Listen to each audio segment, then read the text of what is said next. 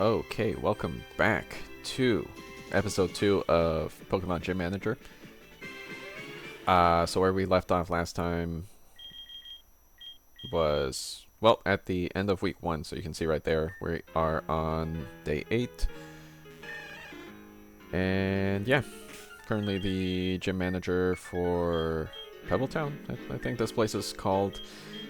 Yeah, so quick overview of our current teams. I believe I said it last time, but Michael definitely our hard carry, and Brandon, um, I don't want to be too harsh of my employees, but he's kind of a bum, especially since he's the gym leader. But we can definitely make it through. Yeah, Michael has some good type variety throughout his team, and they are pretty solid levels. So I haven't actually tried out a week 2 yet in this game, so I don't know exactly how what to expect as far as the level increase for the new trainers.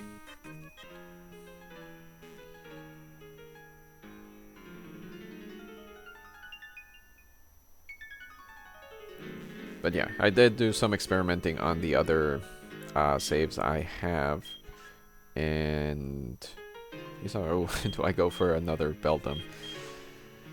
Double Metagross would be pretty good. Like, Metagross in general is just good. It doesn't have any it doesn't have any major weaknesses. Like, fire and ground types would be the main issue, and it has good enough defenses that they'd have to be really strong fire and ground types for me to worry about getting one shot or anything. Throw is just solid and gives well, basically my main idea here is that Throw gives a new typing to Brandon. It has good bulk, so it can eat hits decently well, and pretty solid attack. An attack boosting nature too. Guts also, so I mean moveset's kind of but you know. Yeah, the main reason I chose Throw as opposed to Beldum here is just the fact that Beldum is pretty useless until it actually evolves all the way up to Metagross. Like, even as Metang, you know, it finally gets moves, but it's still relatively weak. So it wouldn't be very helpful for at least like another 20 or so levels, unless I get another reward that lets me evolve my Pokemon. So Throw, I would say, is just better at the moment and should be decent enough to continue, you know, into the near future and beyond. But yeah, one thing I do want to note, that adoption center is going to be very important because apart from the rewards to get a random Pokemon added to your team, we can't just go out into the grass and like catch wild Pokemon or anything, as far as I'm aware in this game. So yeah, as far as getting new Pokemon and Pokemon that are going to be about on par with the levels we're going to be facing, that is something I noticed from the other playthroughs the other attempts I did off camera. Yeah, that the adoption center Pokemon, when you buy them, they do tend to be about the level that you're going to be facing. So in this case, Throw, I believe, was level 13, and if you look at all of these, they're all in the like low 10s. So it's like about what you should expect. So it's good for seeing, but then also like if you end up in a case like Brandon here with, as you saw with the Barboach, it was still like level 7, you know, so that's clearly quite under-leveled compared to what we're facing here.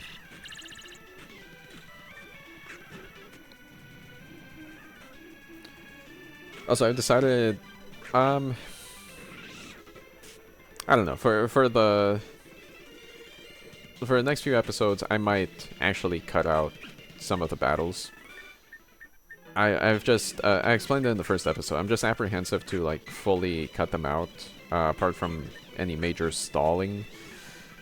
Just because it's like, well, you know, the battles are supposed to be the key entertainment aspect of a Pokemon game. And then especially for something like this, where it's like, you know, we're audience members witnessing how my employees do in their Pokemon battles. So these rewards honestly kind of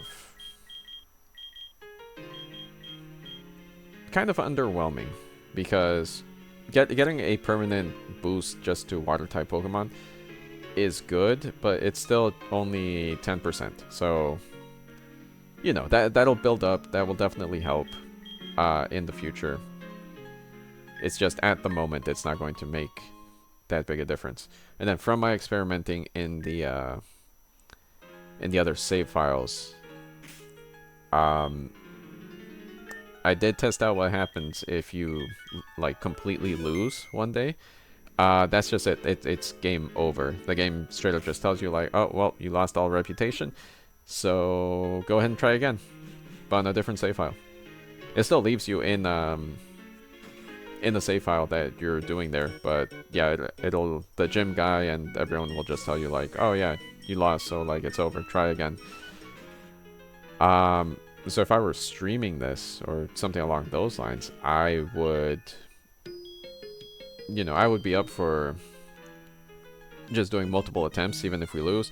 In this case, if we lose, I'm just going to start again on the same day. Yeah, I don't think we should, just because, again, Michael's team is actually quite solid. And we can keep refreshing. Litwick is kind of tempting, but it's another one of those that it's pretty bad until it actually evolves into Chandelure. And that's not going to happen until, I think it's level 41, or it might even be a stone. And even if it's a stone, like the evolution to Lampent? Whatever the middle stage is. I know that doesn't happen until like level 30s, or that might be the level 41 evolution. But either way, this is supposed to be a playthrough, so I do want to show you guys, you know, what it looks like getting all the way to the end of however much of this game is complete. So it just doesn't really make sense to me to, you know, like fully give up after losing once instead of just restarting that day and trying again. If I ever reach a point where it's like, oh yeah, even through restarting and trying new strategies, we can't get past this day, then I'm just going to call that the end of the series. Because this game is fun, but you know, even if I'm doing this as a hobby, I still want to put out videos that are like are worth watching for people, and just seeing me do endless attempts, I don't see why you know, anyone who's viewing this wouldn't just prefer me like cutting out the endless attempts and showing the actual victory or actual conclusion, if that makes sense. But yeah, I mean, if anyone watching this has any thoughts on that, you know, feel free to leave a comment or something. I'm just kind of trying to be transparent in a way of what I'm planning here. And then, funny enough, just as I was saying earlier that oh yeah, you know, Beldum wouldn't be good until I can actually evolve it. We actually get another evolution reward. So yeah, I think it's time to just go for the Metagross, because again, that's not going to evolve into Metagross until level 45. And based on how this game is going, I need to be conscious of, you know, whether these Pokemon are going to be viable at this moment. in addition to whether if they're going to be viable, later in the game.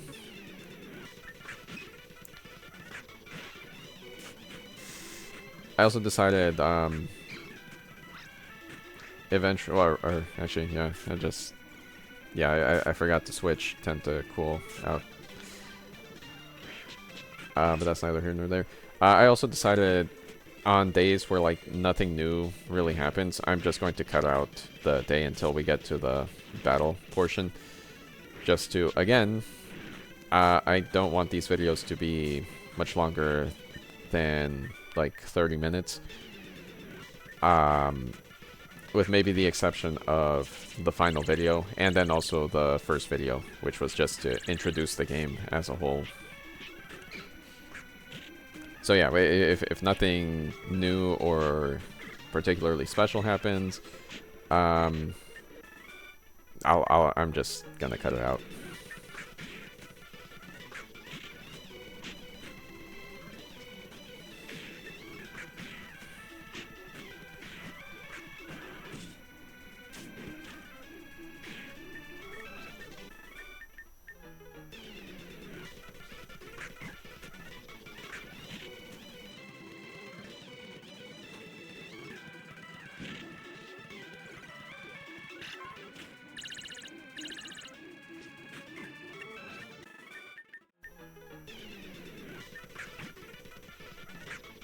I'm also not sure how clear it might be, but yeah, I'm doing my voice just as a voiceover in the editing stage.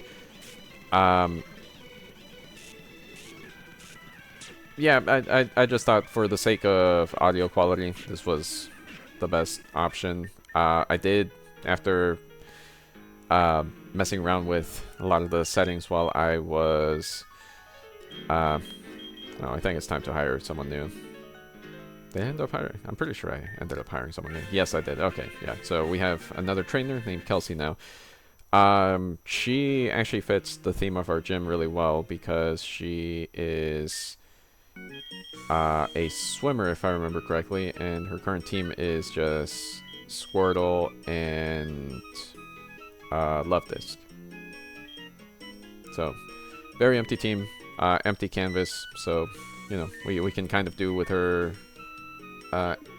as we please in terms of developing her team.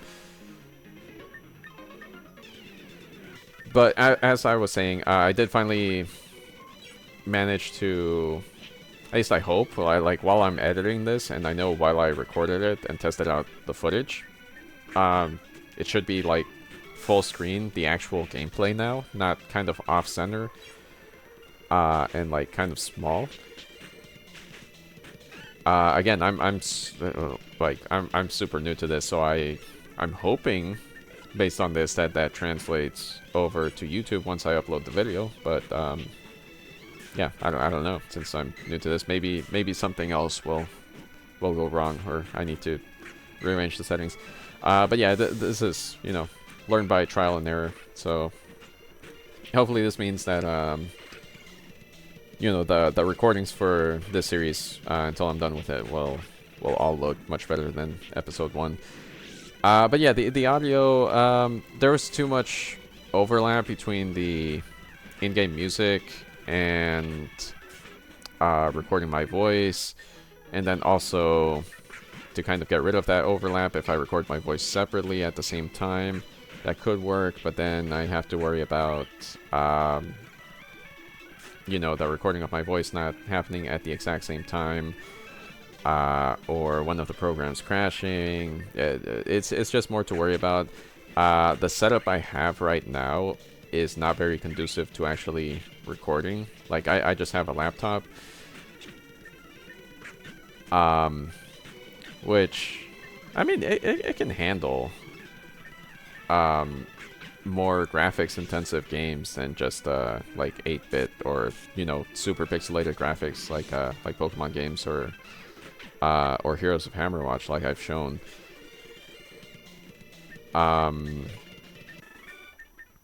But yeah, it's just I gotta be careful, because there would be nothing worse than like starting a game where I'm not going to be able to go back to a certain checkpoint, and then OBS crashed or something. So I've been trying to be more careful of that, and I figured, you know, it's just less work and more guaranteed to work out fine with good quality if I just do a voiceover at the end. I think it also fits in better with the kind of speed up here if I ever want to just fully observe what's going on the screen and kind of do commentary. I don't think there's really been any need to, especially not at the moment, because most of it would just be me getting really frustrated with how stupid Brandon and Michael play when it's the CPU controlling them. Yeah, it's starting to get frustrating. Like there's I don't understand a lot of the moves that are chosen. But that's neither here nor there. There hasn't been anything too egregious yet, but let's just say if I were controlling the teams, so again, if I didn't have the CPU doing the battling, we likely wouldn't have as many Pokemon fainting, and likely would be getting through these battles much faster. But it's, again, that's kind of part of what makes this fun, where it's like, okay, no, I need to actually strategize because it's down to the CPU, so I need to set these trainers up for success and then kind of just let them on their own, as opposed to, oh yeah, I just need to make sure I have good Pokemon, and then yeah. So it's another layer of strategy, which I find pretty interesting, and it's part of why I'm actually enjoying this game quite a bit. It would be really sick if the management aspect of it was a little more in-depth. So, like, just for example, think of this in terms of, like, an actual... Well, let's say, like, an in-game type of business thing. Michael is by far my best performer. He is, right now, the employee who, you know, has a good attitude, does their work well. He's the one that, you know, managers and supervisors would always go to assign more work just because you know he's going to get it done well, which, like, is bad, but hence why, like, oh yeah, you know, if I could actually have salaries and stuff like that, I would give Michael at least some bonuses, try to increase his salary. But then just another layer that that could be really cool in a game like this would be, assuming you have like rival town gyms who are trying to snipe your gym trainers. Maybe not your gym leader. Oh, another thing I did notice, you can release, well, you know, you can fire the gym trainers and you can release Pokemon and such.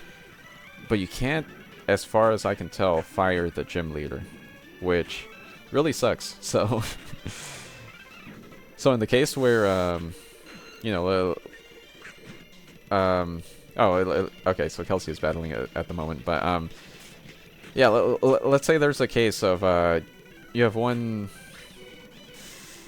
trainer who, let's say, has like all pseudo legendaries, like a full team of 6. Just nothing but pseudo legendaries, so you want them there for the end game. But their team is so bad at the moment that you can't actually, you know, you can't have them battle because they're just going to lose. Well, you can just fire them, and then, you know, eventually the reward's just going to be, oh, another random new trainer for your gym. So that new trainer is going to be about on par for the levels you're going to be facing that week, as far as I can tell. So you can just keep replacing them, but you can't do that with the gym leader At least at this moment, maybe that changes. So I need to consciously keep leveling up.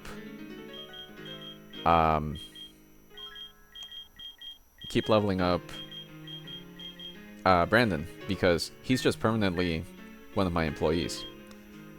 Yeah, Bastard is just on tenure. But anyway, there's like a lot of just more details you could add to a management style game like this that would just it would take it further. I would say like this is already a really good setup, considering it's it's already a deviation from a standard Pokemon game and a standard Pokemon fan game. There's just you know, like different aspects of gameplay that you could definitely bring in to develop this. So in this day, nothing much really happened, but there was a letter in my mailbox saying that the secret salesman is here. Whereas you might have seen before, either in the previous episode or earlier in this one, that yeah, there's these two areas kind of on the outskirts of the town that they look like there's going to be an encounter, but no one's there. So yeah, after checking this guy out, basically the TM shop is kind of useless other than just to get, you know, lower level Pokemon stab. Yeah, the secret shop there, he has the actual like powerful moves. Sadly, at this point, I had, well, you saw in the previous battle, I bought a Charmander for Kelsey's team to give her greater type variety, and then also, I mean, Charizard on its own isn't actually that great, but it's still solid. Like, all of the starters, just because of their base stat totals, even the ones that are underwhelming, or well, more underwhelming, they're still pretty solid. And then I do know from the other saves, because I got a Mega Stone, that Mega Evolution is in this game, so either of the Mega Charizards are actually quite good.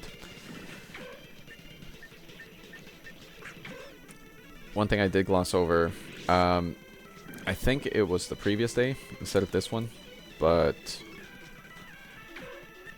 I don't believe I cut it out.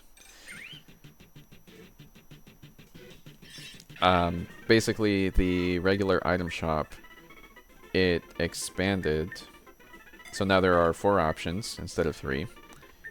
And on the day that it expanded, one of the options was, in fact, to get experience shares, which kind of solved the issue that I was mentioning earlier of like, oh yeah, if a team is just really underpowered to start with, you're not exactly going to get the chance to level them up since there's no wild battles or anything. But now there's experience shares, so as long as they have one viable Pokemon, you know, slowly but surely.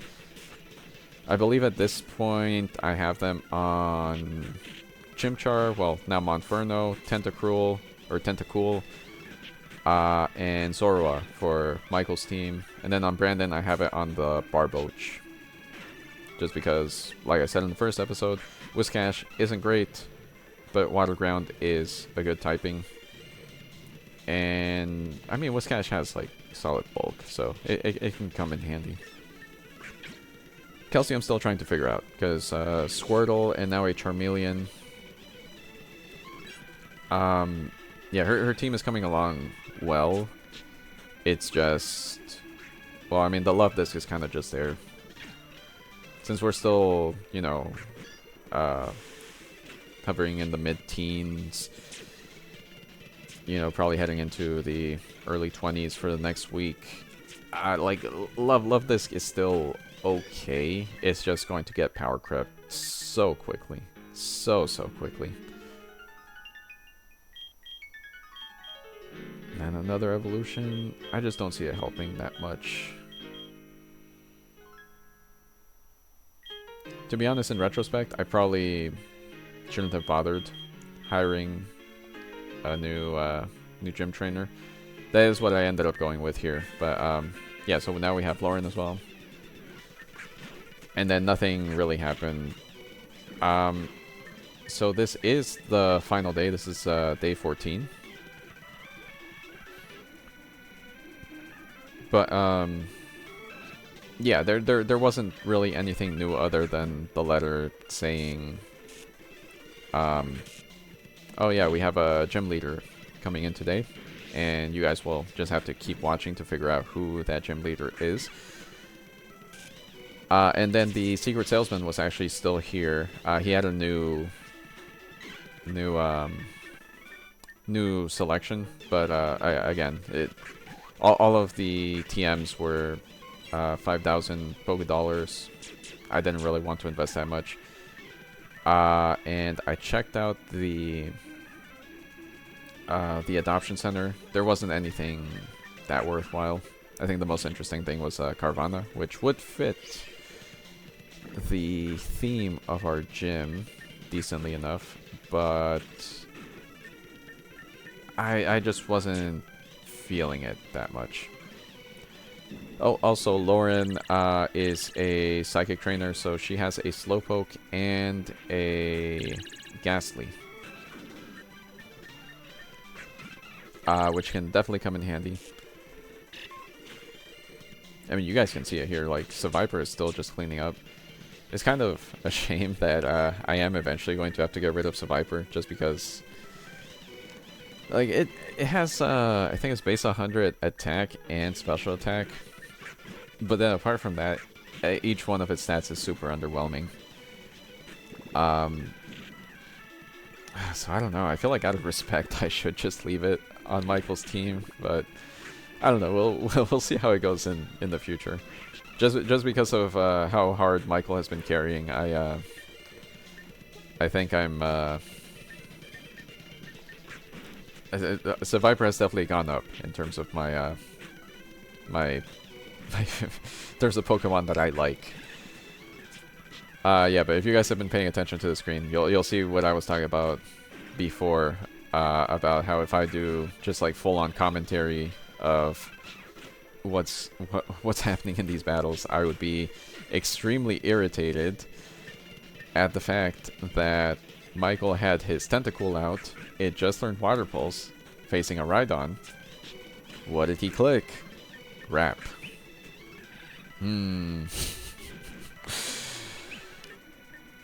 So yeah, at the moment, it's kind of just like, it hasn't really been worth it, because since all of my trainers are level 1, they're kind of just clicking moves.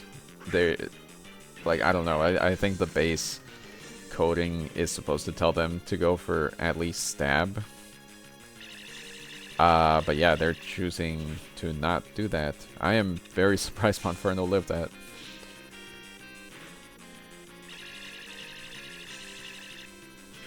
But yeah, this Monferno is honestly shaping up pretty well. It has Power Up Punch and Mach Punch, so you know, honestly getting a boost from the attack and then having priority is always handy. Scraggy, again, super handy, just because it's bulky. The typing's pretty solid. I mean, Dark Fighting doesn't blow things out of the park, but takes care of what people generally think of as the main weakness, which is Psychic. Yeah, so I mean, yeah, Scrafty's alright. He'll probably be here in the long run.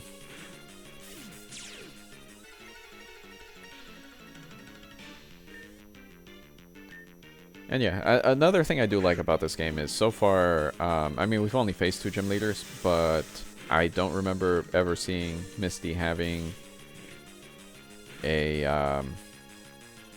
Barboach, a Basculin. You know, like, the teams, they fit the theme of the actual gym leaders that they bring in, but they're like different Pokemon from what I usually see.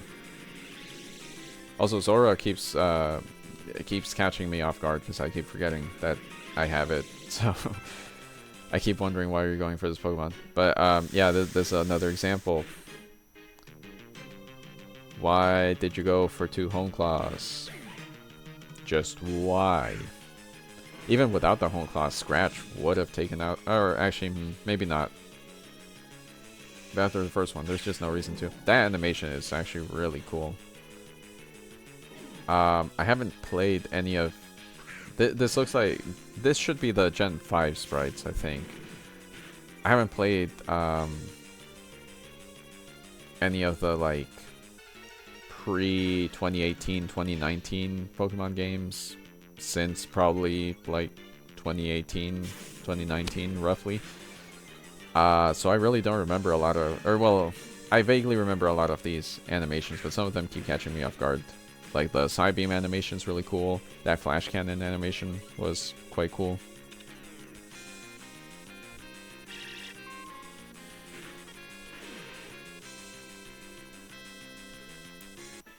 And just the fact that we have a Metagross is kind of crazy.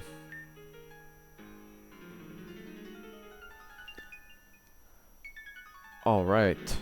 So, at this point, I realized that, oh yeah, if new trainers are kind of on par with the levels that, that like the trainers we're going to be facing in that week are, I should really try not to hire these unless I like absolutely need to until much later. So I decided it was a good chance to see whether skilling up makes a difference, because yeah, while I was playing this, I was getting frustrated with a lot of the move choices that Michael was making. Michael in particular, just because, you know, Michael's the model employee, so he's kind of the one I hold to a higher standard, even though that's really not fair. But anyway, yeah, guys, that is the second week done. As you can see, we are on day 15. Here's a quick recap of the teams. I'll show them off again in the next episode. Anyone who's made it this far, thank you very much for watching. I am enjoying this game quite a lot, so I'm hoping that anyone who watches it also takes an interest in it, maybe tries to check it out for themselves, because I really love the idea, honestly. But yeah, with that, I am gonna get out of here. Yeah, I'll probably be a little more liberal with the cutting in the next few episodes, so those will hopefully end up shorter. This one I think will be right around the 30-minute mark, probably a little over, but yeah, it shouldn't be too bad compared to the first episode. Alright, well, thanks for watching, guys, and have a good one. Bye.